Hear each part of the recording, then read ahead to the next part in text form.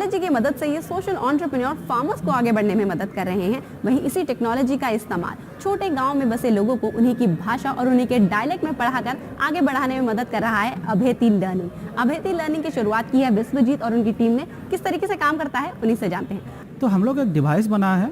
तो ये जो डिवाइस है ये बिना बिजली या बिना इंटरनेट के माध्यम में काम करेंगे।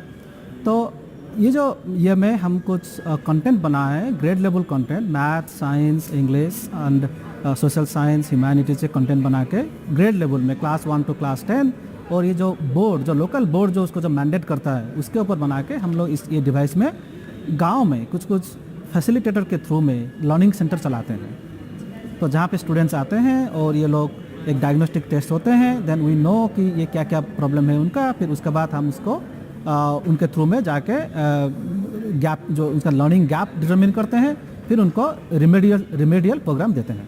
एक्सपेंशन की मैं बात करूं यहाँ पर स्टार्टअप की, तो पहले तो आपके प्लान्स क्या हैं और जो आईपीएच से फंडिंग मिली है वो किस तरीके से मदद करेगी इसमें? तो ये जो पैसा जो है जो हमको मिले, तो मोस्ट ऑफ ये जो पैसा जो है हम उसको खर्चा करेंगे फॉर मार्केटिंग, सो दैट हमको 300 सेंटर मिल जाएंगे। थैंक यू सो मच हमसे बात करने के लिए। धन्यवाद।